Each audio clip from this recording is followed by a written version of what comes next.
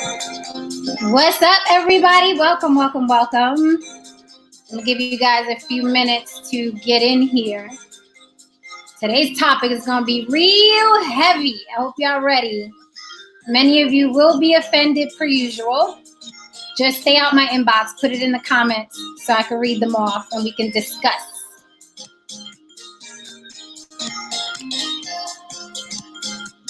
Hello, hello, hello, hello.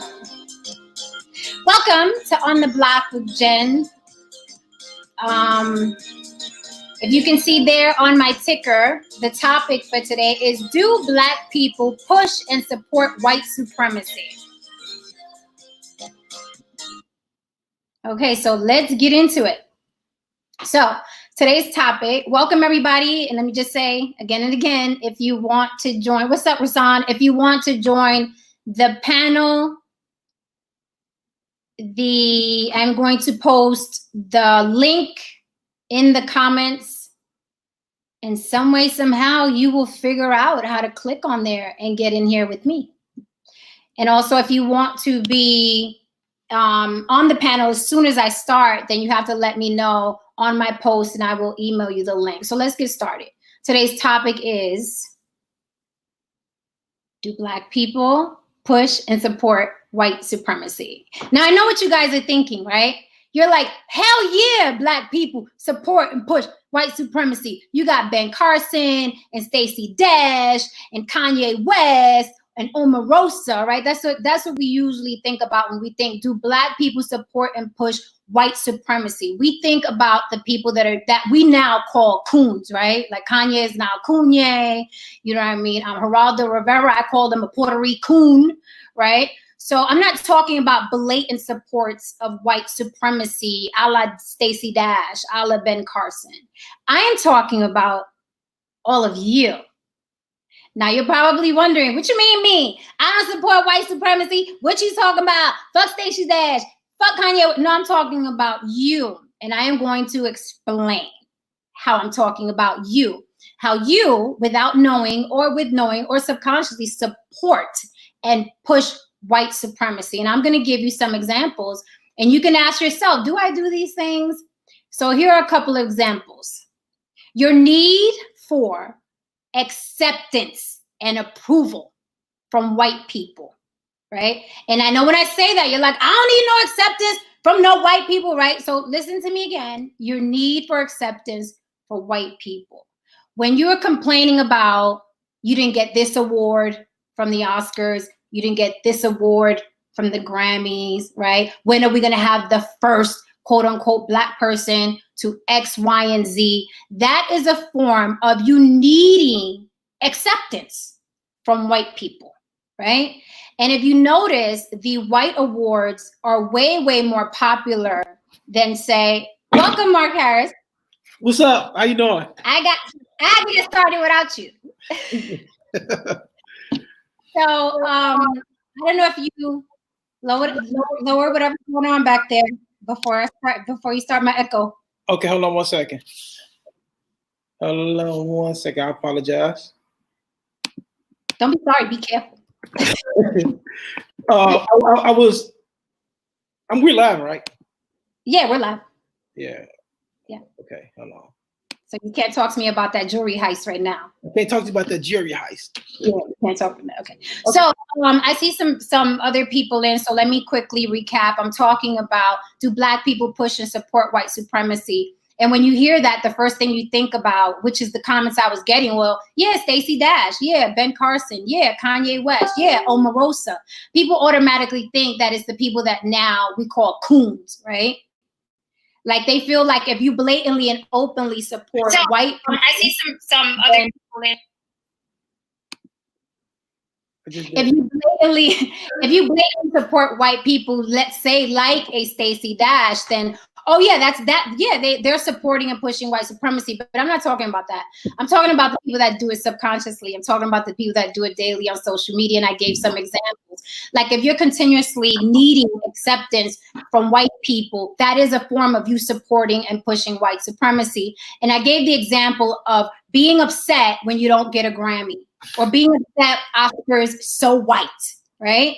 If enough black people don't get Oscars, then everybody gets mad. And they don't realize that that is needing acceptance from a white program produced by white people. The award was very white, right? So it's like, I need that award because you're saying it's important. So I need that award. And the thing is, who's you? Who's your? Who are these people that are making it important that now has made it important in your life? So that's one way that black people need acceptance from white people, because once they get that award, they feel like, oh my God, you love me. You really, really love me, right? That whole joke. So another example is when you're easily offended. And we know how easily offended we are, right? On social media. Some drunk white actress gets online and says, let me tell you something about them niggas. And everybody goes haywire and they share it repeatedly. Oh, look at what, Cameron Diaz said. Oh my God, look at what, Jessica Alba said. Oh my God, look at what Gina Rodriguez said, right? There's so much injury, right? When somebody white says something. Gina Rodriguez, I'm not gonna let you talk about Chicago and like that. She's not white. Go ahead. Okay. I'm gonna get back to that. Okay, so when she's, here's the thing, and I didn't want to get into this, but since you brought us here, we're here. So when Gina Rodriguez, Puerto Rican as she may be, she said nigger, and did it not go viral because black people disapproved? Yeah, but not. Okay. Yeah, but you have to keep in mind, right?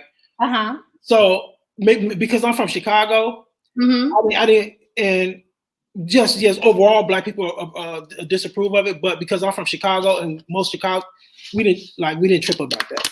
Okay, so I'm not talking about, but I'm sure I can go to Chicago and find me somebody who doesn't like Gina Rodriguez saying nigga. You probably can, I'm sure. You're speaking for a certain demographic, but I guarantee I can go to Chicago and round up 10 people that didn't approve of her saying nigger.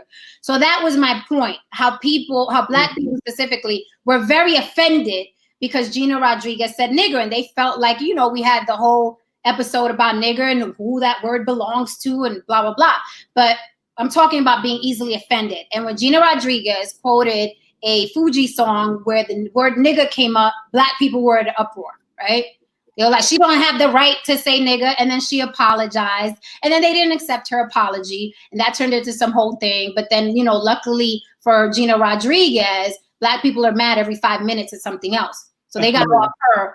They got off her and then got on something the next day. So that's the one good thing. If you offend people nowadays in general, they'll be off of you by tomorrow morning. You got like a 24-hour viral thing that you go on. 24-hour black, it's called a black Twitter. Yeah, 24-hour black Twitter stoning. All right, so another way I feel, and this has happened to me in my life with friends and coworkers and family members, I call it like the whispering, right? When they disapprove of something that white people are doing, they come and they whisper in my ear. And I'm like, what? Speak up, I can't hear you, right? Because for some reason, black people still they have that, what I call that plantation residue. And they feel like they have to whisper around white people because, we don't want to be no trouble. We don't want to cause no problems, right? That's another way that you support and push white supremacy, where you're continuously hiding these emotions and these feelings that you have. And as you can see, they're very, very loud about their opinion of people of color in general. They're very loud. I mean, the president of the United States stands on the podium and says, get them sons of bitches off the field. He says Mexicans are rapists and murderers and gangsters. That's how free they are to speak about people of color. And notice when I'm in a circle of people of color, and not all, I'm gonna say not all every now and then so people can feel better. So not all. But, when I'm in a circle, my experience has been when I am in a room, you know what I mean? And off the field, people are in charge, they'll come and whisper to me about what they don't agree with. Another thing, we don't take the time. We do not take the time. If we're treated badly, say by a police officer, if we're treated badly at a restaurant, if we're treated badly at a corporate building, if we're treated badly at the bank, we do not take the time to put in a complaint. We do not take the time to do it. Now, I can ask my friends, hey, have you ever been fired? Sure, everybody's been fired. How did you get fired? Right? The majority of people got fired because a white person complained to another white person. Right? I mean, and aside from, or you were coming in late, or you just weren't doing your job, a lot of us have gotten fired because this white person told this white person, and then your ass was out the door. So they have basically such privilege, and they're so comfortable, right? And talking about us and to us and making things happen to us, right? That we can grasp that we also have that privilege. Right? There's a lot of defeatist mentality going on, but you can complain, you can ask for the manager, you can call corporate, right? You can put in a report with that police officer that disrespected you, and we don't take the time to do it. I take the time all the time. And people think that you have to be, you know, rah-rah and take it to the hood and be up in people's faces because they feel like that's how you got to get respect. Not at all. You can call corporate. You can ask to see someone's manager. You can ask to see someone's supervisor. You can write letters. I've done all of the above. It is important that these people have a paper trail, because if it was the other way around, you'd be out on the street. I have a friend who was fired not once but twice from 2 different companies at the complaint of white people. That is how they move. That is how they operate. And that is how we have to move and how we operate, because we condition them to think it's their world and their yay or nay and their rules, right? So I complain. I give 0 fucks. I got time, right? And most of us don't have time because if we're not dealing with something very aggressively or violently, we don't know how to deal with it. And I'm here to tell you that you don't always have to go that route. They don't go that route. They make phone calls. They make phone calls and then you're done. So circling back to the topic, do Black people push and support white supremacy? Those are examples of how you push and support white supremacy, by keeping your mouth shut, by whispering what you don't like about, you know, white people, where they're out in the open with their shit, where they're out complaining. Where's your manager? Where's your boss? That is how they operate. And we have to learn to be the same way and stop accepting the short end of the stick. Like we can't do anything about it. I'm going to make that call. So I'm going to look through the comments because I'm sure I offended probably 5 people by now. And you take on it. you give me your take on it. I agree with you 100%. There's nothing I disagree with you on, but that one point, which we discussed before. I'm saying Jenny Rodriguez. This is a joke. Oh, okay. Yeah. So what I mean, how in your experience have you seen people push and support white supremacy? Oscar So White definitely is anytime when you try to force yourself onto others that don't really want to do anything with you, you push it. Like when Black people try to force ourselves onto people who don't really want to do anything with us, we're pushing white supremacy. Oscar So White, nothing but pushing white supremacy, because we are. Another thing too is that, you know, when we I just put a post up with Van Jones. He had made a comment about, you know, Black people need to change our lifestyle. Then you have some people comment, what about white people? I saw that. When we say, what about white people? We're pushing white supremacy. Why are we pushing white supremacy? Because we're making them the standard in which we should judge ourselves. You know what I'm saying? And so that's an issue. I mean, that's pushing white supremacy, because we don't say, okay, what about Arabs? Or we don't say, what about Mexicans? Or we don't say, what about Indians? We say, what about white people? We don't even say, what about Africans? You know what I'm saying? What about white people? So what we're doing is we're making them the standard which we should judge ourselves, and that is totally pushing white supremacy. That's what it is, saying that somebody is more superior than you are. They're the standard. And you know, and also, like, actually even being careful, you know, even trying to another thing we have this habit of doing, trying to explain ourselves. You know, like if we make statements or trying to explain ourselves and clear ourselves up. Like other day, right? A young lady said, she said, I hate Christians and white people. I'm like, even going to try to defend that. You know what I'm saying? Because why sit up there trying to defend, something like that? You know what I'm saying? So I don't waste my time trying to explain myself, trying to defend myself at all when it comes to that. You know what I'm saying? So why are we, and we have this habit of defending like as if we're the ones who are the abusers and the oppressors. You know what I'm saying? Why are we defending ourselves against, so we're the number one. Actually, as a matter of fact, we are the quarterbacks of it. I'm pushing white supremacy. My niecey poo. Hi, Jesse. Hey, Sarah. Yeah. Why didn't you? Was this person that told you hate Christians and who? Christians and white people? Yeah, she told me. Hey, I have no idea what the reason she said that. Based off. So was she white? She was white. Yeah. Okay, so you're saying that you didn't feel the need to have to defend yourself to her and explain, oh, hey, I don't hate white people or Christians and blah blah blah. No, not at all. I wouldn't even defend or explain myself to black people on that, because it's like, what is that like? I'm not even going to give any type of attention or to that type of energy. It's stupid. You know what I'm saying? And if that's your comeback, we can't sit here and have an intelligent conversation without you saying, I don't waste my time with that. Okay, so you brought up an interesting point, Van Jones, right? Yeah. Okay, so he said he made a suggestion that Black people should take care of themselves so their immune systems are stronger to fight the COVID-19, right? Yeah.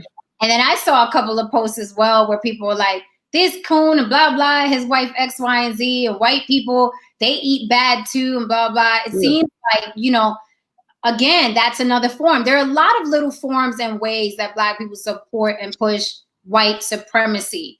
Also, social media, right? Yeah. Social media, the new drug, because, back in the day, they gave us the cocaine and the crack and, you know what I mean, and the heroin and the cannabis, and it kept everybody nice and docile and low, right? It keep it, you know what I mean? Like it was literally put in place to dumb us down and keep us calm or keep us too fucked up to do anything, right? And that's a whole other history. But and I'm not coming down on anybody that smokes weed. Smoke until your head pops off. I'm just talking about history, right? They gave us those things on purpose, right? To dumb us down. And I think now social media is also doing that, because I have never seen such an abundance, and I'm going to say it, Black people, Black men especially, complacent and lax and comfortable just barking from posts. Like back in the day, there were Black men out there making some real, and for your comfort, not all, okay? But I'm talking about my timelines, right? There are nothing but big Black men either sliding into my inbox saying, hey, sis, that was so dope that you said that. Well, I can't say that, right? Or they're complacent and just happy complaining on posts about it. So now social media is a new drug that dumbed down the activist, the fighter, the hustler, the grinder, the complainer, because now it's just at your fingertips. Now it's just at your fingertips, and it gives you the serotonin kicks in, and you trick your mind and your body into thinking you did something because you went on a rant on social media. So people don't realize how deep this shit is, where it's like, and this isn't a conspiracy theory or rumors. There's an actual fucking room dedicated to how do we keep these niggas hooked on this shit. Right? Because if they're complaining online, they won't be marching in the street. If they're complaining online, they won't be out here fighting us. If they hear a white person in Walmart saying, oh, they called somebody nigga, they're not going to go to Walmart and bust them in the mouth. All they got to do is post about it. Right? So it's conditioning us to be a very docile people yet again. Because remember, every 10 or so years, they got to throw something else at us. Right? And then they give us voting. So you could think your fucking vote actually matters in a government that's Wait a minute. What? So you mean to tell me my vote don't matter? I know. My vote don't matter. No, it doesn't. See this type of attitude right here is gonna. So if you don't vote, you're putting Trump back into office, right? Say again? If you don't vote, you put Trump back into office, right? No, he's gonna be back in office because they want him there. It has nothing to do with me. It don't got nothing to do with you. So you mean to tell me? Okay. So if you don't vote, you'll put Trump back in office. No, I hear that a lot. I hear that all the time. I'm like, how the hell somebody not voting, you gonna put somebody in office? I hear that a lot. They're like, oh, right, Trump is in office because 1 million something of you didn't go out and vote, and you let the racists take over. Newsflash, your government in this country is disproportionately white. And I'm not talking about 5 white people and 6 black people on this side. I'm talking about the majority of your government is Caucasian, right? So to think that anywhere, anything that's disproportionately anything, you're gonna have to say it, you're gonna have a say in is asinine. And I flip it to you like this. Let's say you are black. It's very simple. Let's say you are black and you own a company and you have 8 black employees and 2 of them are white, right? How far are those 2 white people gonna get in your black-owned company with your 8 black employees with their complaining? How far are those 2 white people gonna get in your company telling you they don't like how you're doing something? How far are those 2 white people out of your 8 employees gonna get, and it's black owned? It's the same thing with the government. If the motherfuckers are majority Caucasian, they could give a fuck what you gotta say, but you could come in and vote and tell us what you don't like.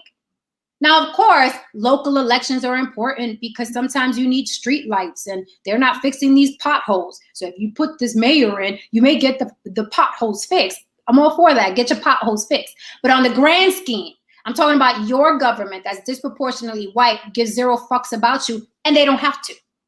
Because you're not gonna revolt, you're not gonna rebel, you're not gonna run out and kill anybody. All you're gonna do is complain. And now they gave you the perfect tool. They gave you social media. Because as long as you're complaining on this bitch, they don't have to worry about you. So this is like the new, every 10 years they throw something at us. This is the new one. Right? And even on here, people are afraid to speak a certain way. Why? Because Facebook is going to jail you. Instagram is going to jail you. So not only you ever been jailed? Huh? You ever been jailed on Facebook? Repeatedly. Repeatedly. Really? Over and over and over again. Like I know all the bids. They got 24-hour bids, 7-day bids. They get breakdown. Yes, they got the 30-day bids. They have banned me over and over and over again. So you have to understand that we are now using a platform where I've literally seen adults say, I'm not going to say that because they're going to ban me. And I don't want to be banned on Facebook. That's how dependent we are. And I get banned repeatedly because I tell them to go fuck themselves. And I'll be back in those 30 days. I'll be back in that week. I'll be back in them 24 hours. But I will not be silenced. But now we have adults being handled like children. That's how you handle children. You tell a 3-year-old, watch your mouth, or you're going to get in trouble. And that is now with Zuckerberg and them. That's what they're doing to full-grown adults. Watch your mouth, or I'm going to put you in timeout for 30 days. So now you see grown folk, I ain't going to say that. I don't want to get jailed, right? So it's just another form of control. And this is an easier drug than saying having to put crack in the community, having to put heroin in the community, having to put a fucking liquor store, every, 10 per 1 block radius. This is easier. All they got to do is sit in a room, their boardroom, all the suits come in and say, how are we going to keep these niggas on there today? Let's throw something out about Van Jones. Let's say Gina Rodriguez said nigga. They love that word. Let me ask you this. Do you think those stories are planted? I think the majority of them are planted. I think the race baiting, they know. And listen, I'm from New York. I can't knock a hustle, right? If I observed us, and I own a $1 billion company, and I want to make more billions, and I knew that posting a white bitch in Walmart calling a black woman a nigga was going to keep y'all on arguing and debating for 6 hours, and the longer you on here debating, the more ad space I can sell, you think I'm not going to throw some shit in the game? This is how these motherfuckers think. They do it the same way with movies too. When they want to sell a movie, they tie the whole race thing around it to sell it. You know what I'm saying? What? Give you an example. Go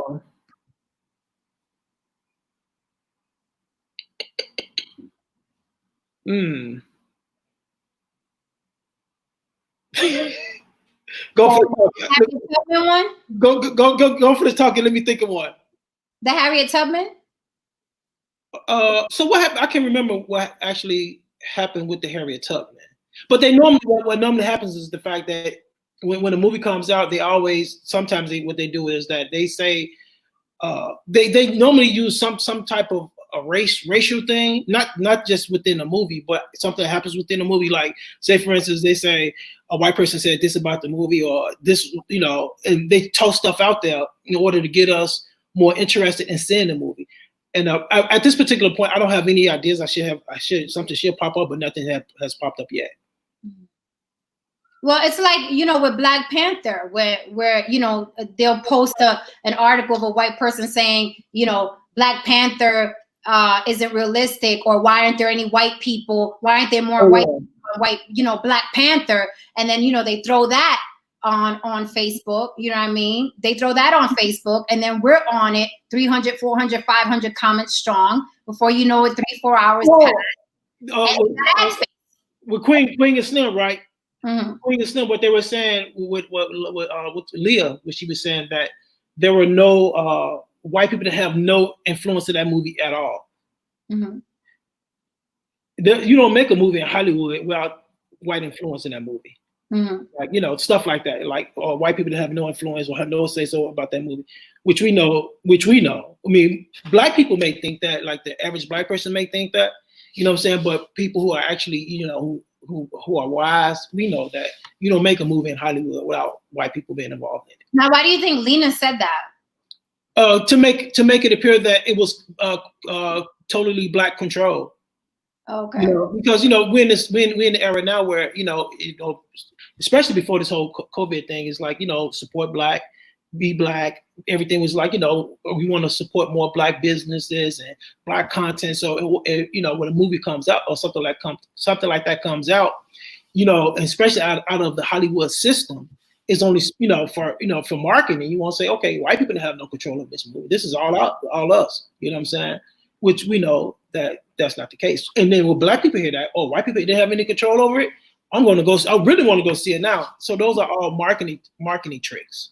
Right. Because it's a feel good. It's like, wow, a movie of our very own, and what voices were in it. Well, I'm going to run out there and see it. But then, that myth was debunked quickly when they started talking about the white people that were involved in the film. So, I think, just circling back, because I like to educate, and when people leave these lives that I do, I'd like them to think differently. So I just want to recap our need for acceptance with these white awards, and continuously saying the first Black person that did this. Oh yes, I hate that. Black person that did this.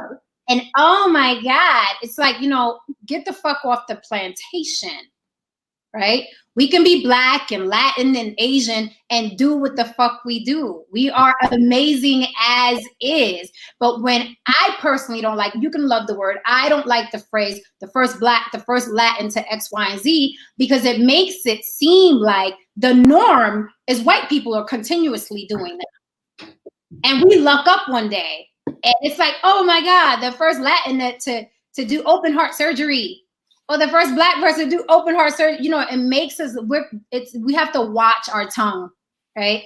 The way we're constantly putting ourselves as less than. We think it makes us look good or better. Look at the first Black girl that did 3 backflips at the gymnast, at the Olympics.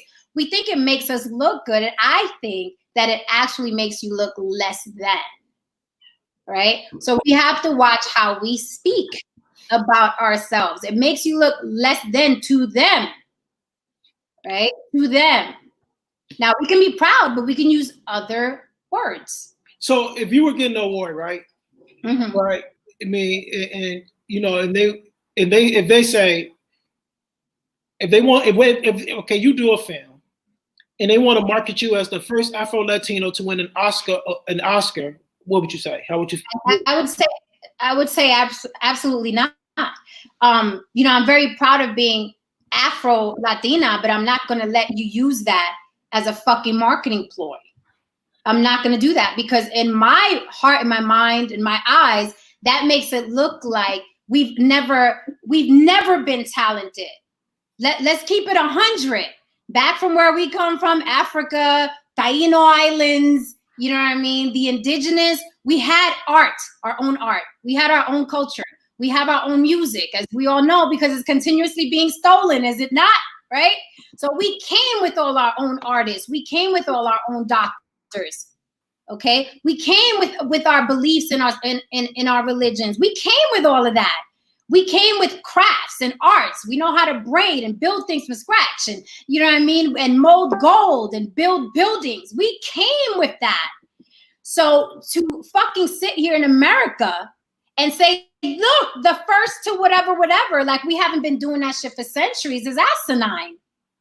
It makes it look like the white man civilized us. No, the white man stole our shit, and then they started doing it. And then when you do it, they tell you it's the first time you're doing it. What the fuck is that about? Like, it's the first time I'm ever doing it. How is it the first time I'm doing something that you took from me? Bitch. We've always had our own medicine. We've always had our own art. We've always had our own music. We've always had our own, you know what I mean, arts. And now you want me to stand on stage and you're going to call me the first Afro something other or other? No, sir. No, sir.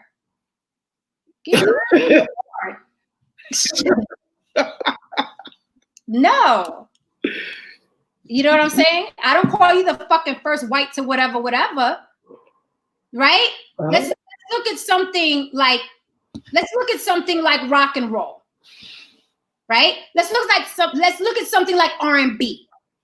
Let's look at something like hip hop, right? Did we fucking coin Eminem, the first white boy that blah blah? No, we fucking embraced him like he's part of the tribe, and then we pit him against our own. Ain't that some shit? With a culture that we started, that we invented. This white boy can rap like we've always rapped. Why the fuck isn't he stamped the first white boy that can rap? Why isn't he stamped that? Motherfucking Elvis. We started that rock and roll shit. We started that swag. Why the fuck ain't we calling him the first white boy to do rock and roll? And that's what I'm talking about. So stop saying you're the first Black, the first Latin, the first. Stop it. We've been doing this. It didn't just happen the day that you went on stage and got an Oscar or got a Grammy. We've been had all of this going on. So that's another form of pushing and supporting white supremacy to the point where they ain't even got to do shit. They just got to sit back and collect checks. If I was white, I wouldn't do shit neither. I would just give you some fucking Facebook so y'all could argue with each other all day. And I'd fucking collect checks. Like easy peasy. Anybody want to come in and challenge you? Huh? I said, anybody want to come in and challenge your position? I know these. I know these comments are lit. I know these comments are lit. Somebody said the first was third base, but nobody calls them that. Nobody calls it. Yeah. Robin Thicke is another one. You know, Justin Timberlake. Why we don't call Justin Timberlake the first or second white boy? You know what I'm saying? But I've heard people say that. I am the third Black woman that has ever blah, blah, blah. Like these motherfuckers civilized us. Excuse me? We taught them how to fucking bathe, walk, talk, take care of their children, comb their hair, cook. Excuse me? And we're the first? No, we're the original. Get me started. So let me look at the comments because I know people. I know people mad as shit right now. Raphael says, they willing to incorporate anyone with ideas that don't jeopardize what they've already built for themselves. Yep. Ed Rodriguez says their votes get seniority over the general public. Absolutely. Sis from Hawaii says, bruh, another reason why I never vote.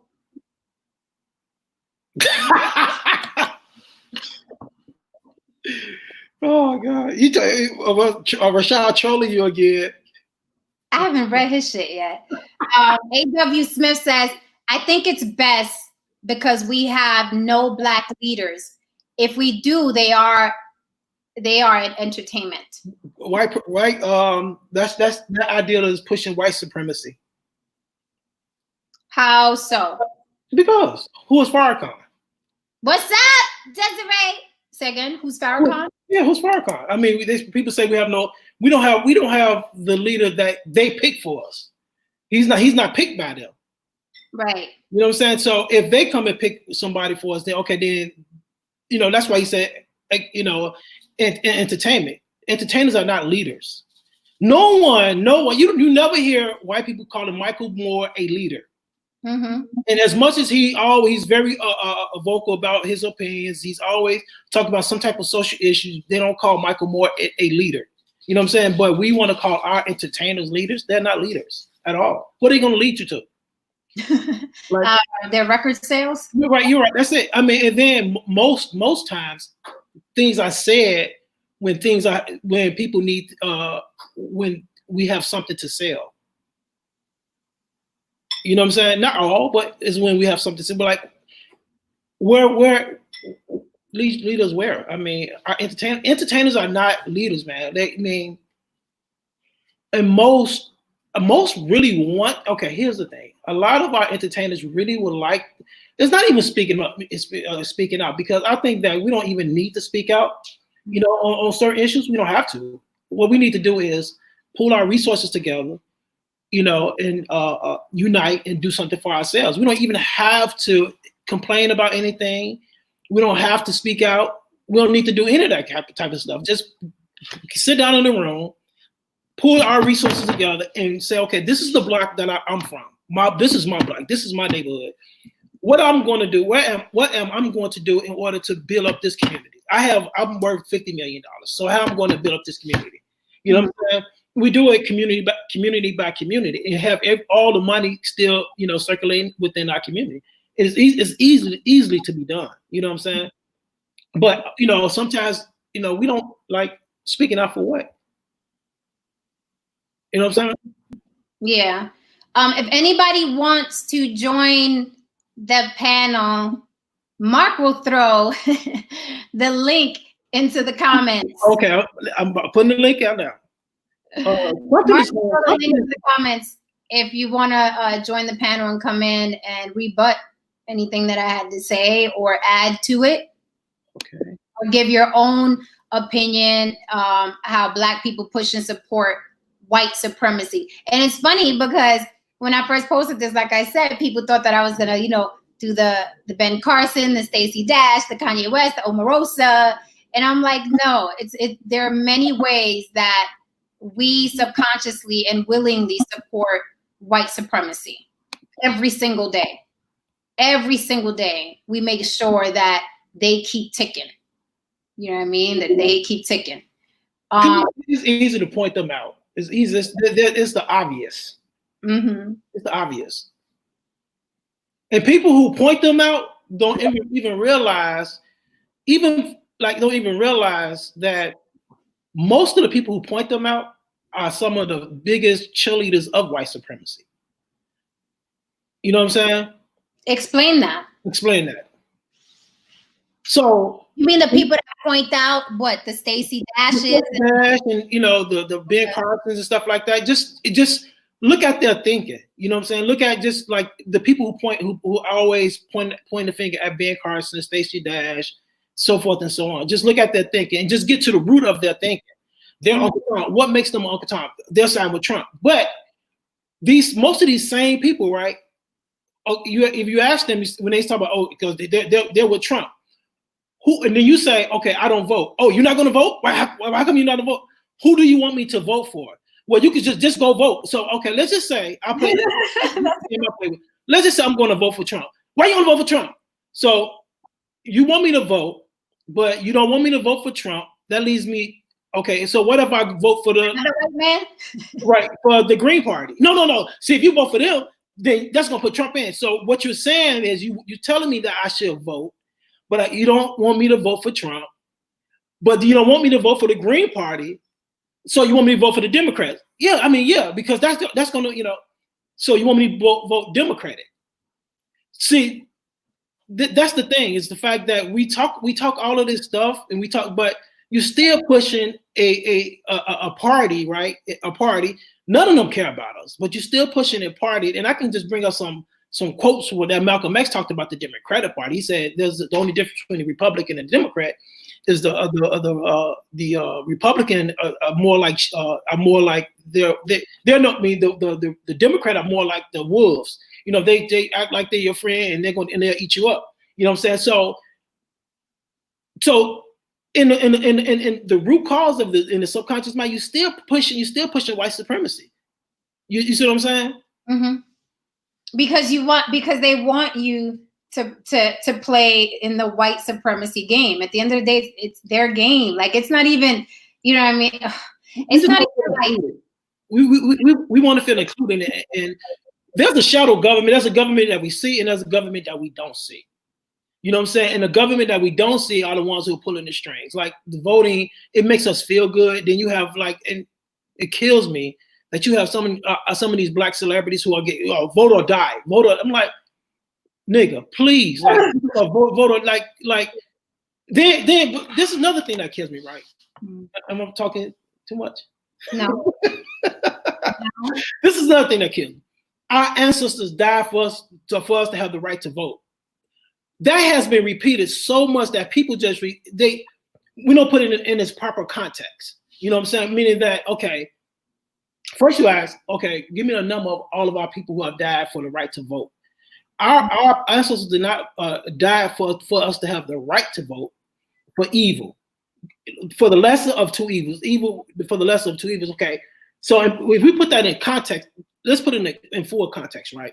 Mm-hmm. So after slavery, we built over 60 towns, and these towns were all black. You talk about the Black Wall Street, so forth and so on. You talk about 60 of those. Mm-hmm. So we sent people who represented us to DC, but they represented us. We own these politicians. You know what I'm saying? We control these politicians. These politicians were not going there and doing backdoor deals to benefit them and their family. They went and they did deals that benefited their community. So those are the politicians directly after slavery that we voted into office. Mm-hmm. Yeah. So my thing is, hey, what's going on, Mark? What's going on? How you doing? Great. Hi, I'm good. So I just wanted to, before Terrence gives his opinion, I wanted to follow up on what you said, Mark. That's one of the most annoying phrases I heard. Our ancestors died so you can vote today. I'm like, no, our ancestors died because they were brought to this country by racist fucking savages, and they killed us off if we blinked wrong, if we brought them the wrong fork, if we spoke too loudly, if we read, if we talked back. That's why our ancestors died. Not for the right to vote, but they continue to die today. We continue to die today because we are in a very racist country. And that's whether we wanted to vote or talk back. That's whether we wanted to vote or not be arrested. That's whether we wanted to vote or not have our children fucking kidnapped. That's whether we wanted to vote or have our husbands kidnapped and killed. We've always been killed in this country all the fucking time. Not for the right to vote, but because here we meant nothing to them. That's why we've always died here. So to me, it sounds stupid. Well, people died for the right to vote. No, that's not why they didn't die. They died because they live in fucking America. That is why we die here.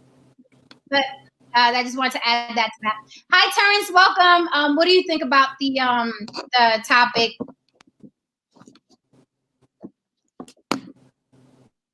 Can you hear me? Terrence, are you with us? I think he's kind of frozen. Yeah. Can you hear me? Yeah. Okay. Can you hear me? You guys can hear me? Look like can you hear me now? Yeah. Can you hear him? Can you guys hear me now? I can hear you. Still? I can hear you. All right. Basically, yeah. You guys good? Okay, cool. So to add on about what causes he might have to come back in. And this is just my own opinion. This is my own theory. I think the whole problem is African American people in the community, they haven't allied with other people outside this country. We only ally for to phrase that. So you look at the Asian American people in the 1900s. What they did was they dealt with the same things that African Americans dealt with. So they were called ignorant. They were called, they decided to ally with Russia. And now, if you look at how they built their communities, how they built their resources, they had other allies outside of this country to utilize. So then, what did the Asian Americans modified? A modified minority. It's like everybody should be like them. They're intelligent and whole different. So when we look at these constructs, when we talk about supremacy, a lot of things that what we do is we get misinformed, and not only do we get misinformed, we lose sight of what develop us as a community and as a culture. Because we fall into the gap of trying to chase capitalism. And capitalism, a lot of people disagree with me, and that's totally fine. But capitalism, I believe, destroys not only minorities, but it destroys the poor population as well. Because if you look at what capitalism does, it makes us compete all the time. So now you got people competing, you got poor people competing, and they use so many different dynamics. They use racial dynamics, they use education dynamics. But if you look at the wealthy, and when I say wealthy, I mean like the 3%, the rich that make over, 250 and up. When they deal with a situation where they need to come together, they merge. It's called merging, but we still compete. So when we talk about white supremacy, we got to look at all the different dynamics historically. One is capitalism. Two, and I know a lot of people, especially our ladies, they're going to disagree, but religion, that's another thing. What we do when we take something and develop it, such as music, like hip hop music, we take it, we develop it, we create something, and then we poppy it, and we don't keep the substance. There's no reason why conscious music is just still not important and relevant as it is today. And then I know you all talked about entertainers as leaders. That's another thing. Like, we're not inspired. Like, I talk to a lot of young people, right? They're not inspired to like the older population when it comes to music. You know what I mean? Or the older athletes. Or so they won't, think about Harry Belafonte, who was a human activist. They won't think about Cordell West. They don't look at Dick Gregory. They don't even look at those journeys to understand what they need to understand what they need to, capitalize. It's just about, if I get the money, then I'm gonna be okay. I'm gonna be successful. And when we look at equality for African Americans to be above and try to serve our counterparts, I find reasons why it should develop. Can't hear him. Hey, Terrence. Look at white supremacy. Hey, Terrence. Terrence. It goes. Hey, Terrence. Along with you have to try. Hey, I'm gonna hang up. You okay? I'm gonna hang up. Okay, cool. Yeah, then come back in. Then come back in. Go out and come back. Okay. Okay. Oh, I hate that I couldn't hear him because he was. So I wanted to address Latoya's. She said, "I am someone." Latoya Hunter says, "I am someone who votes, and my question is, if our vote didn't count or matter, why do politicians work so hard to get it, and the others even harder to suppress it?" And then you said, "Do you know corporations pay millions of dollars in ads from politics? It makes money. When you see the debates, you see commercials." And she said, "That I am aware of. I'm asking more, if there wasn't power in the Black community, why would they be after it? Not like we vote anyway." Okay. I'm asking more of, if there wasn't power in the Black community, why would they be after it anyway? Well, who's after, like? Latoya, do you want to come on the panel? Like, who's really like, when it comes to, if you talk about the Republicans and the Democrats, and are we talking about the president? I guess she's talking about, like, when somebody like Trump tries to hire 50 Cent to appeal to all the African Americans or the Blacks. I guess she's talking about that, when he got Kanye West to show up, and Don King and what's her name, Chrisette Michelle, and they're constantly like trying to play to Black people, or this bitch talking about she eats hot sauce, or, you know, Kamala Harris talking about she listens to Cardi B. They're continuously trying to get the Black people to vote. But I see it like this: if I have an opportunity to become president of the United States and get fucking millions of dollars, that's why I want your vote. I don't give a fuck about you. Your stupid ass is gonna come vote for me, and you're gonna give me the biggest pay raise, the biggest exposure, the biggest ability to sell books, the biggest ability to shop, the biggest of everything I've ever had. So you damn right I'm going to solicit your favorite fucking rapper, your favorite pop star, to get you in that booth, because I'm trying to get this job. Yeah, but that doesn't. I would fight hard for your vote, not because I give a fuck about you, but because I want this job. You know what the job means? Yeah, I think she's aware of that. I think what she's saying is the fact that if our votes don't count, meaning that everything you just said is correct, right? But meaning that when people actually go to the poll and they actually cast their vote, that vote doesn't mean anything. So what she's asking is the fact that, why do they fight for it so much if that particular vote doesn't mean anything? As if presidents are elected. Like, as if we elect them, which we know they're not elected, they're really selected. But your vote does mean something. It just doesn't mean what you think it means. Right. Your vote does matter. Your vote matters, but it doesn't matter in the way that you think it is. There's nothing in it for you. There's never been anything in it for you. Not even with a Black president. There's never been anything in it for you, because their interests do not lie with people of color. Their interests do not lie there at all. They don't have to please you. They don't have, because you're not going to do shit about it. If you vote in a president and he doesn't give you what you need, what are you going to do about it but complain for 4 years? Would you cater to someone like that? Your children in your home. Your children in your home. And it's like, it is fucking 1 + 1 = 2. In your home, whoever's watching, in your house, you have 3 children. You pay all the bills, right? You got the house. You go out and work. Your children are fucking complaining. What do?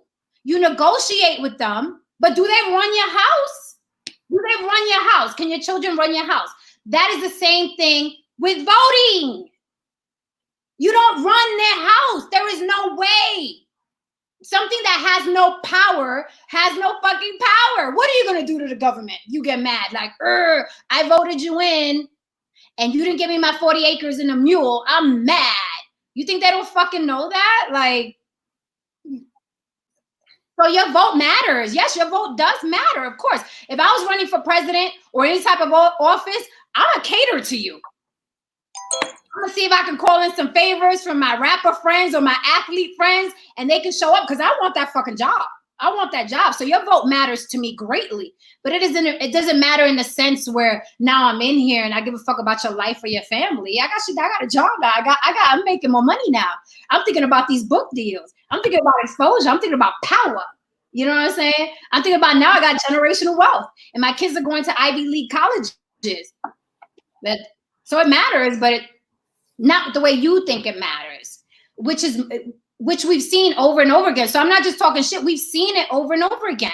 Some of us are in our 40s and 50s. What president has done something for you or for your life or made things better in your community? Which president? Give me one. Give me one. You know what I'm saying? And it's going to continue to be that way because they don't have to change. That's just like your children complaining in your home. You run that motherfucker. That is your house. And every now and then, you're going to give them something so they could calm down and be quiet and go over there and play. But that's their house. That's just like the government. They don't have to. You don't have to be important to them. But if I was running for president, you damn right. You damn right I'm going to fucking call my athlete friends and my rapper friends because I know that that's what y'all respond to. I mean, look at the fucking low of the low that they go to. Trump tried to hire 50 Cent. That's the level they think y'all on. 50 fucking cent. Okay? Kanye West, Chrisette Michelle, Don King. That's what they fucking think of you.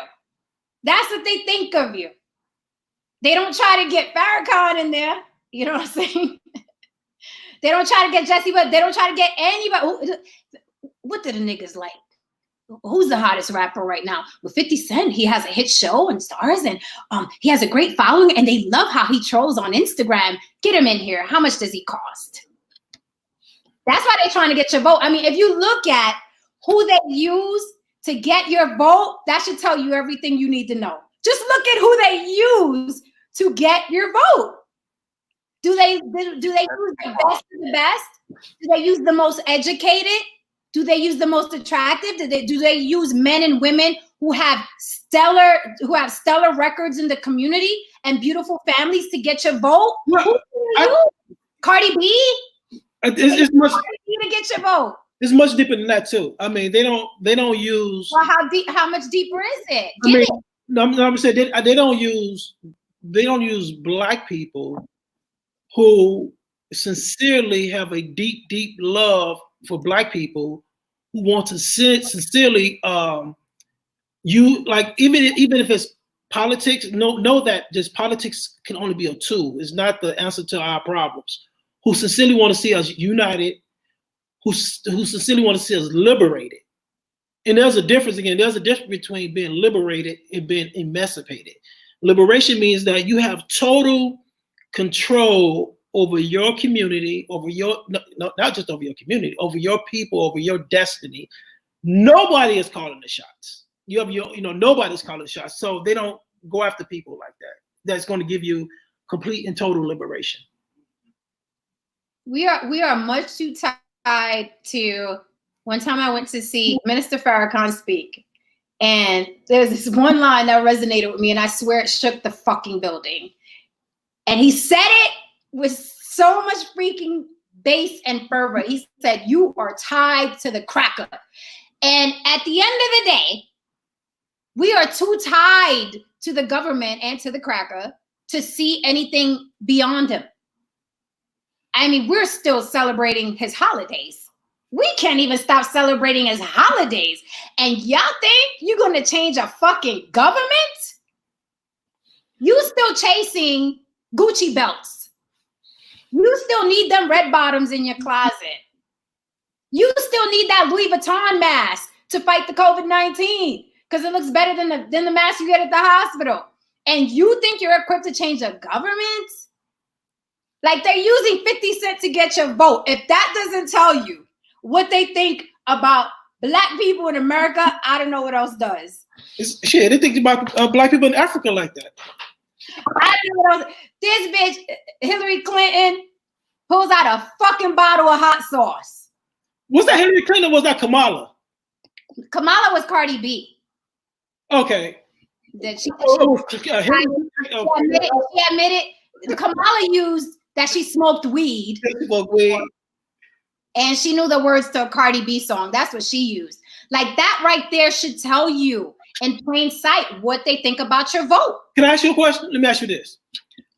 Do you think that those artists and those politicians who align themselves up with people who do those type of things, like Hillary Clinton pulling out the hot sauce, do you think that they know what's going on? And do you think when they align themselves with these people that they actually care for us? No, I don't think that they care at all. So what do you think it is? Money. They're not doing it for free. Money. As you can see now, Bernie Sanders, like he's running around with Cardi B now. You know what I mean? So it's like they don't. I mean, you know, money. What 50 Cent he got offered, according to him, $500,000. Oh, he turned it down though. He said he needed more. Yeah. But had they come through with $1 million or $2 million, $3 million for 50 Cent, you think he was going to say no? You know what I mean? There's always an interest. And here's another thing that I want to stress to people, right? Wealth. You want real power in this country? Sorry, you're going to have to get wealth. You know why? Because wealth controls everything, even politics. Even politics. Because if I have wealth, guess what? The politician works for me. The problem with poor people is that they think the politician works for them. No. If I have wealth, I can get out of a fucking murder if I have wealth. If I have wealth, I could buy me the fucking mayor in your town if I have wealth. I can buy me the judge. I can survive cancer and AIDS and all kinds of shit if I had wealth. That's where the power is, money in this country. In this country. But to think that you're going to go in a booth and pull the little lever and that's going to give you some kind of power is an asinine notion. It's completely asinine.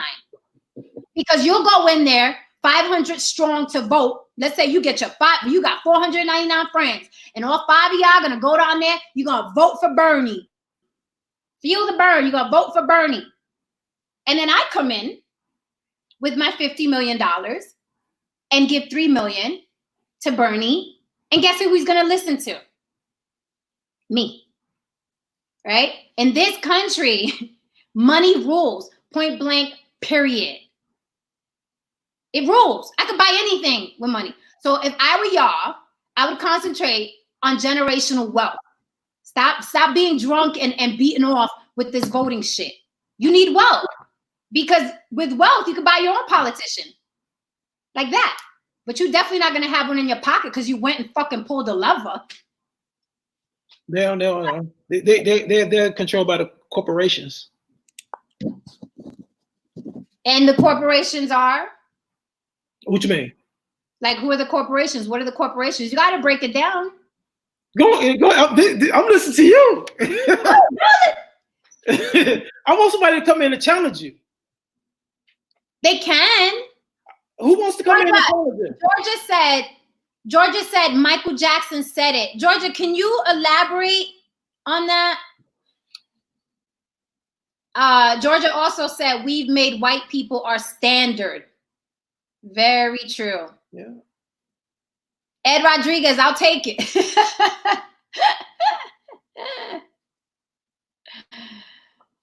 Aaron Brown, he's still old. Aaron Brown got here late. He said voting is imperative. If it wasn't, people wouldn't have killed us. He thinks people killed us because we wanted to vote. That's what you were told. Name me some names. That's what you were told. If you repeat something over, Hitler said that. People kill us because white people are in power in this country, and they will always kill us, whether we want to vote, whether we want to be. Well, it doesn't matter. They were killing us on the plantation before voting was even a thought. You know, they were killing us then. They were killing us on the slave ships. They were killing us in Africa before we got on the slave ships. They've always been killing us. They're not killing us because, you know, for the right to vote. They've always killed us. They've always been killing us. That has nothing to do with fucking voting. If voting didn't exist, you think they wouldn't be killing us? Oh, so this is a quote from Hitler. When we say when we say that our ancestors died for us to have the right to vote, we never say that they died to build up for unity, to build up a Black Wall Street. It's always they died for us to have the right to vote. This is a quote from Hitler. He said, if you tell a big enough lie and you tell it often, it will be believed. If you keep telling that lie and you tell it often, that people are, that's the most repeated thing. Yeah, I heard. I saw a documentary. The attorney that used to represent Trump's father started working with him, and that is literally how he trained Trump. This was way before. I mean, Celebrity Apprentice, and this was way before, him even thinking about running for presidency. That attorney trained Trump in that fashion. Yeah, they all are trained like that. You keep saying something, and it becomes the truth.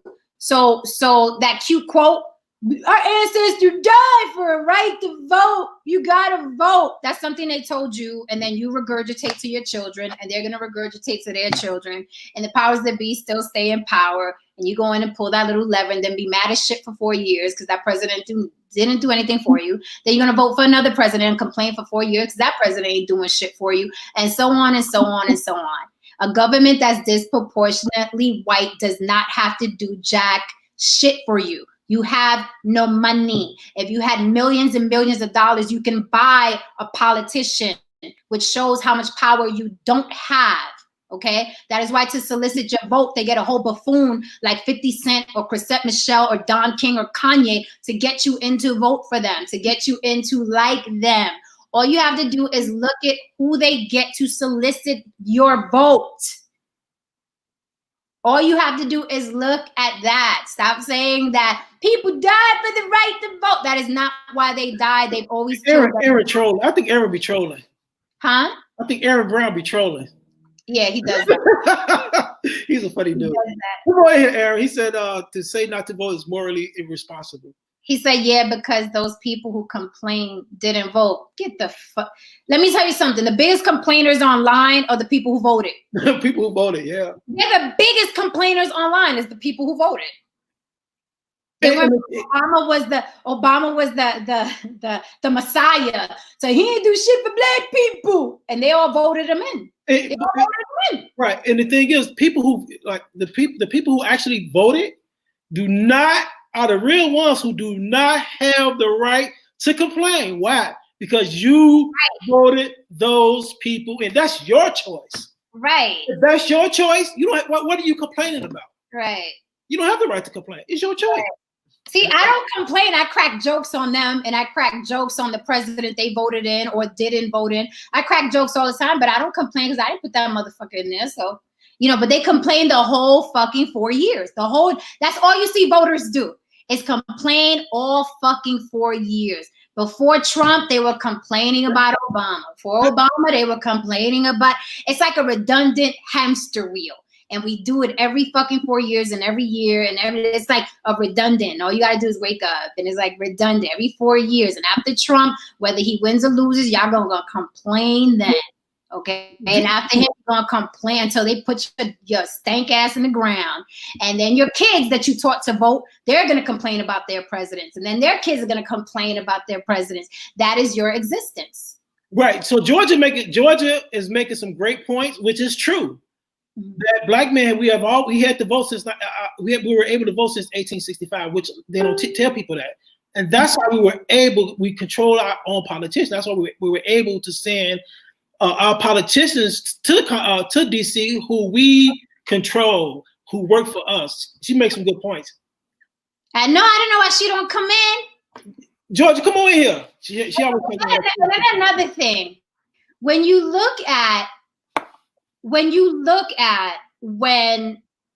black people had the most power, right, within their communities, you look at again, Black Wall Street and Rosewood. When you look at when they had power and they were growing, what happened to those communities? They were bombed. They were bombed. They were destroyed. They were absolutely obliterated. They were destroyed. So that shows you what the white man in this country will do if you have any type of power, or it's looking like you're about to have some type of power. But y'all think that they gave you the vote because you got some type of power. They already showed you in this country what they do to you. The Black Panther Party, did they not fucking throw heroin in there and all kinds of infiltrators and all kind of fucking, you know, rats and all kinds of stuff? Did they not do that? That is what they do when they see that you are gaining power. That is what they do. So you really think they're going to give you a right to vote and you're going to pull strings in their house? You're not pulling no strings over there. And that's just hustle 101.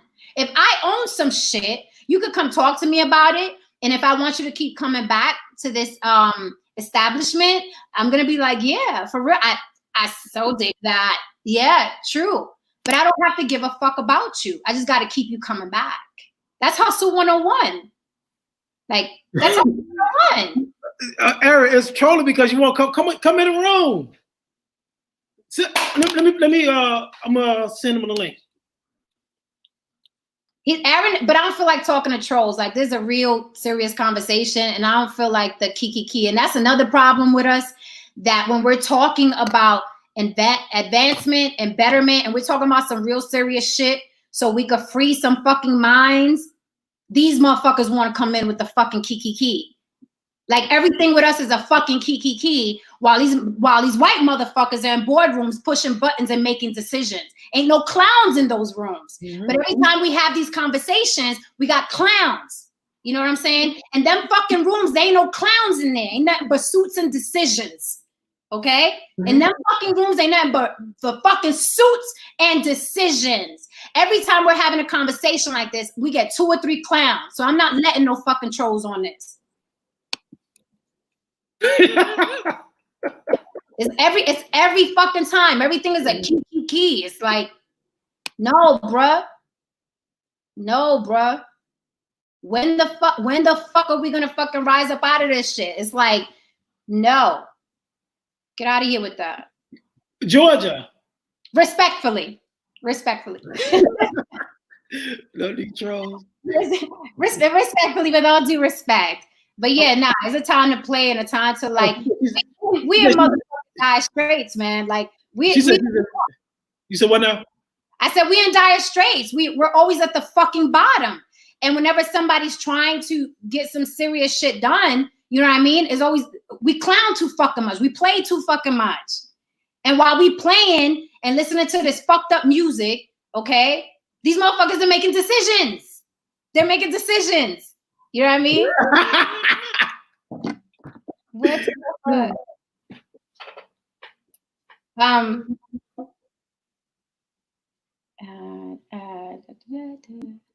Somebody said, or Diddy. Rodriguez said, can't blame the president for everything. Malcolm Banks said, my classroom president was the ish. That's about it. The president is a puppet. Hey, you know, like. Malcolm, you want to come in?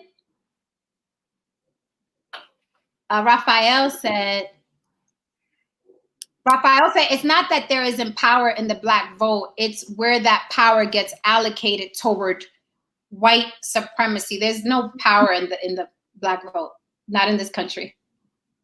Oh, Terrence is back. Hey, Terrence, you back? He can't hear me. Hey, Terrence. What's up, guys? What's up? Yeah. Can y'all hear me? Much better. Can y'all hear me? Yeah. Y'all can hear me? Yeah. Can you hear me? Yes. Hey. Yeah, I got my AirPods in. Okay. All right, cool. So, yeah. So I was basically talking about we're not utilizing resources with other countries. So I was talking about the development of Asian America in the 1900s during the gold rush stage, right? So they were just like us, where they were told that they were ignorant, that they were intelligent, they didn't speak any English. So what the Asians did was they allied with Russia, you know, and the communists have to develop they ally with other countries, government, and we need to start not doing. We're trying to go to the middleman when we need to go to the higher ups to get what we want to when it comes to equality, when it comes to more development in the community, and when it comes to, you know, excelling past the same cycles. Like what we're going through is the same cycle. We was here in the 1900s. We was doing this. The system that we're going through now, we were doing that when Bush was in office. It's the same cycle, and we haven't fought or, you know, excel past these stipulations. It just keeps reoccurring.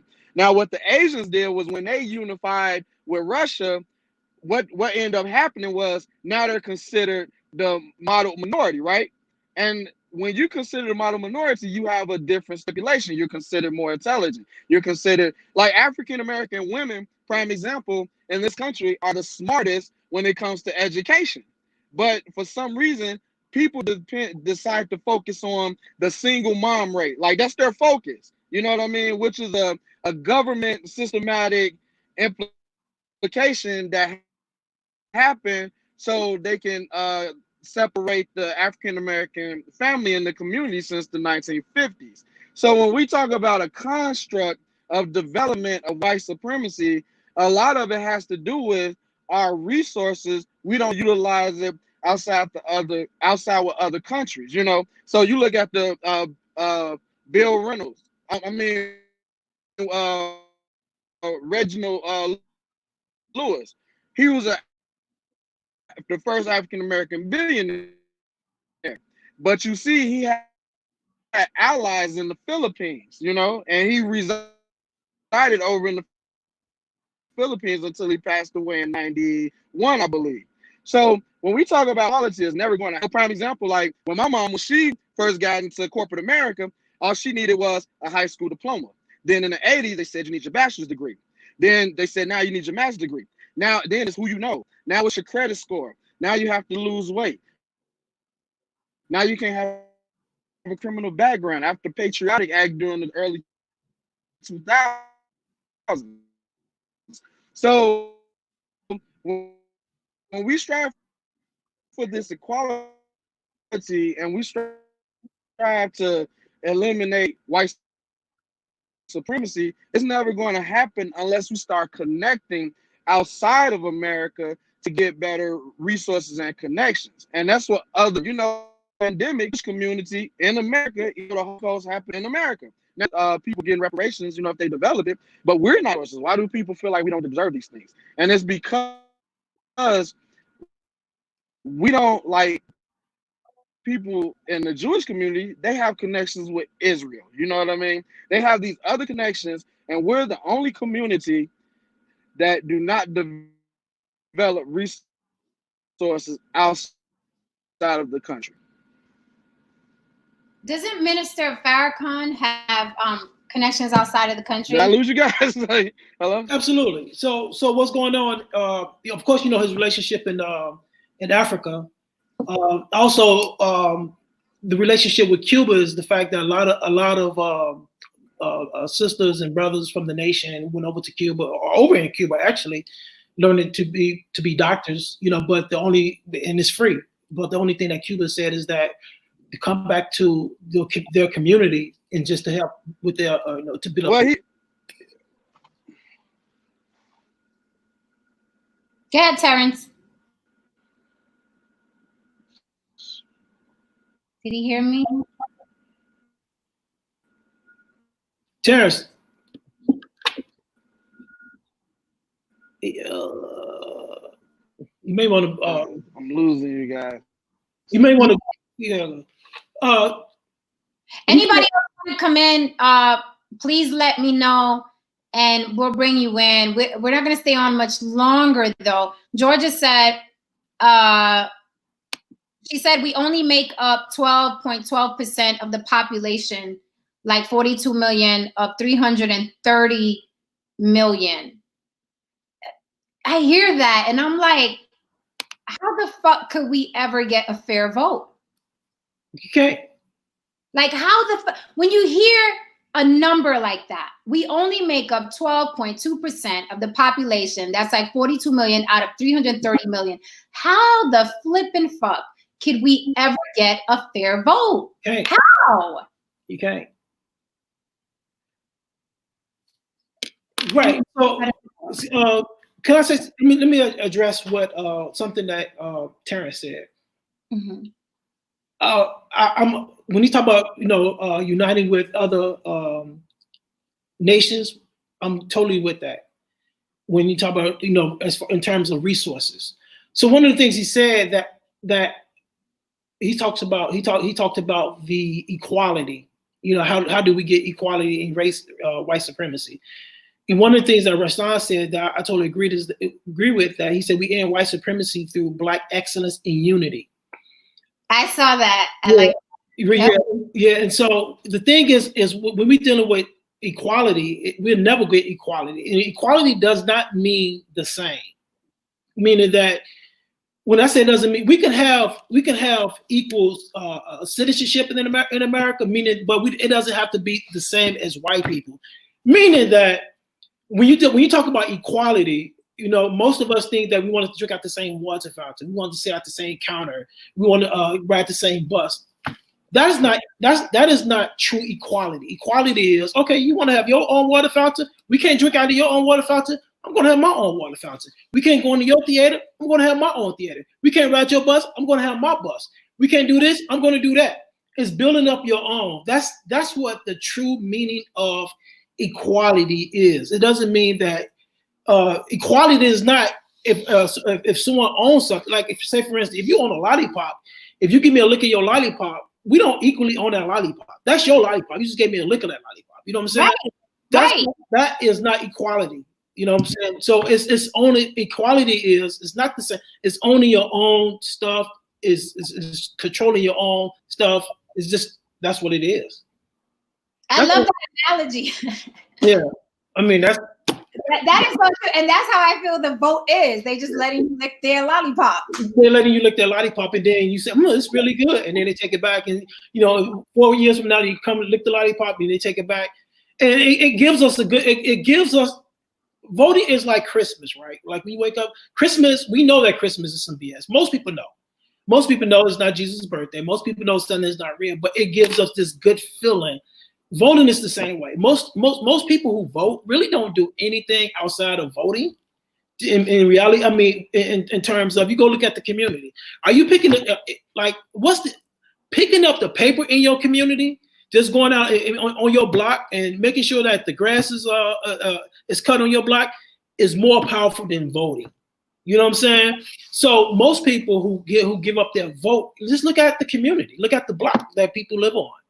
If your block is you don't have grass on your block, if trash is on your block, if people just stand on your block and you walking down the street, you got pop bottles and you have Coke 45s on your block, what's the use of voting? Right. You're just giving your vote away. You know what I'm saying? But it looks cool when you take the sticker and you put it on social media. Yeah. The sticker they give you to put on social media, it looks really cool. Yeah. And then it looks like you've joined a community and doing something. I voted. Vote or die.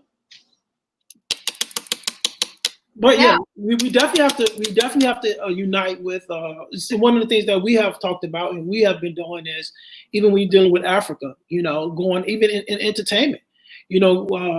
One of the things that we did, we went to Rwanda, we went to Nigeria to connect with those resources, because those resources, outside resources, are very important. You know what I'm saying? And just look at Hollywood. What's going to happen with Hollywood? You don't never know. You know what I'm saying? So those are resources. Like Africa, you're looking at 1.3 billion people. That's the internet. You see what I mean? Like the more time I spend in this country, I really do think the answer is just, people are gonna be like, oh, that's extreme. It's fucking leaving.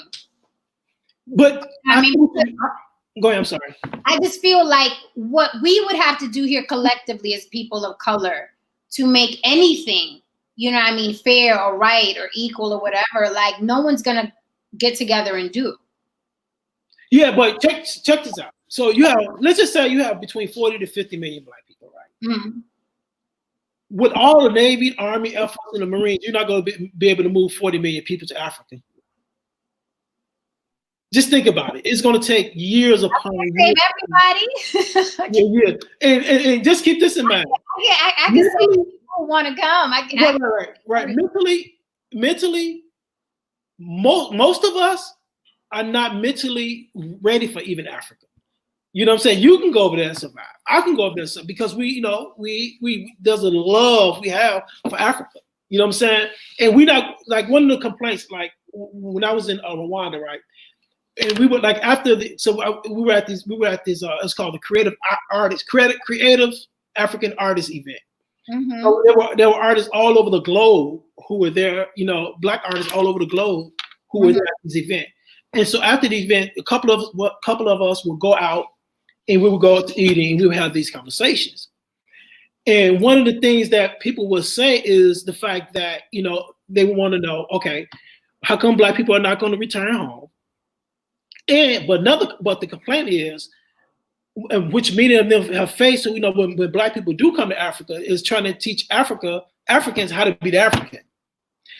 They're trying to, so they want to say, okay, you want to, like one young lady was telling me, like, she had a Black person from America say to her, we need to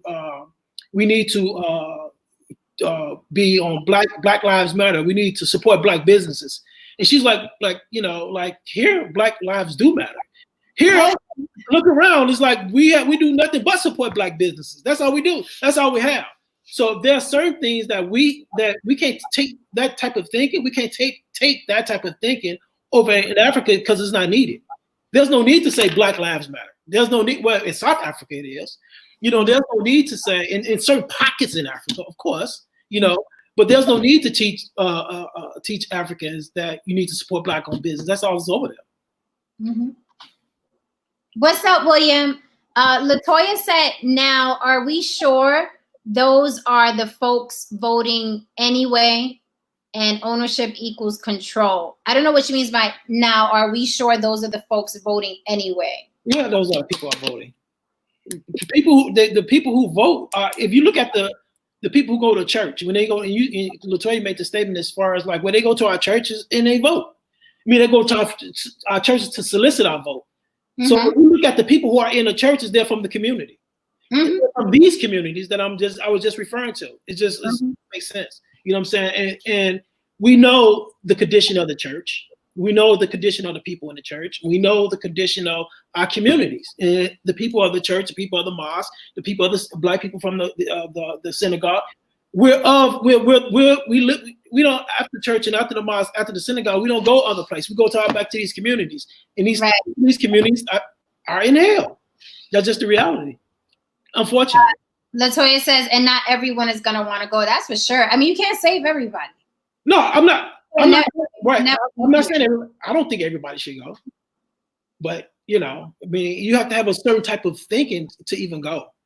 Yeah. You want to come back. I believe it.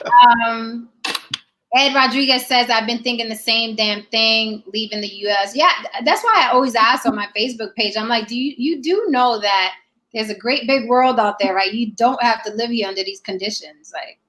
People don't, like, most people don't travel until you travel and you go different places.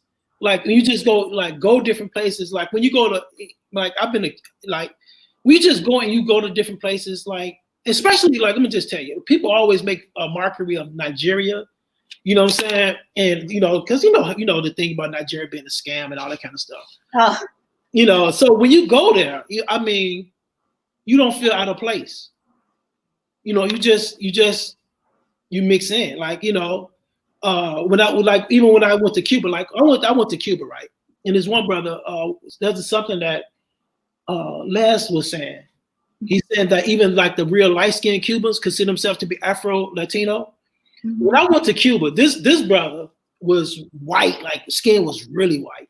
Mm-hmm. And we were walking and we were, so they have these like these little things that they drive you on, and and when you go through Cuba, it's like Africa. One brother, he was like really, really white. He was like, man, I am a Black man. He said he was straight up tell you, he said, I'm Black, and then you know, they love, like Laz Alonso was saying, they love their blackness. You know what I'm saying? Like Cubans are in love with their blackness. Just go over there, you'll see it. I want to go. Latoya said some of your cousins need to stay behind. Oh, I love my cousins, but they need to stay. I love my cousins. A lot of people need to stay behind. I wanted to recap because some people probably got here late, but we were talking about because for some reason I can't log out. I mean, you can log me out right now because you're about to recap and you're about to end it, right? Yeah. Okay. Why you gotta leave? Because you Jenny on the block. Oh my God. All right. I'll see you later. Thank you, Mark Harris, for your contributions today. Yes, ma'am. Okay, so kick from studio. I'm gonna kick you out. Okay, guys, so just to recap, today we were talking about, do Black people push and support white supremacy? Thank you so much for joining me. Please come on the panel. I'd love to hear your opinions. I kind of flipped earlier, but I got love for Aaron Brown. I just, I take these conversations really, really seriously, and we play a lot. And I like playing, but when we're talking about something serious, we got to get serious. There's a time to play and a time to be serious. So, it wasn't anything against Aaron Brown specifically, but we have to get serious about certain conversations. So just to recap, do Black people support and push white supremacy? And yes, we do. In needing acceptance from their awards, when we're easily offended, when we get emotional by, every little thing that they say, not speaking up when we're supposed to, not complaining when we're supposed to. If you're getting treated badly by a police officer, put in that report. Stop thinking it's not going to do anything. The motherfucker should have a paper trail, right? Okay, put in your report. If you're treated bad at a fucking white restaurant, ask to see the supervisor, the manager, call corporate. I've done it, okay? Because that is how they handle us. They would get you fired in a minute if they weren't happy with your service. That is how they operate. We have privilege too. We need to learn how to use it all the time. And also watch out for shit that happens on social media that are just basically fucking mind games that they play with us, the race baiting, all that kinds of stuff. And thank you so much for joining me yet again. We'll do it tomorrow on The Block with Jen. Subscribe to the YouTube page. You already know, subscribe to the Facebook page. And on Instagram, it's On The Block with Jen. Everywhere, On The Block with Jen. So thank you guys, and please join the panel. I'd love to see new faces. I can't have Mark on here every day. All right, guys, peace. Later.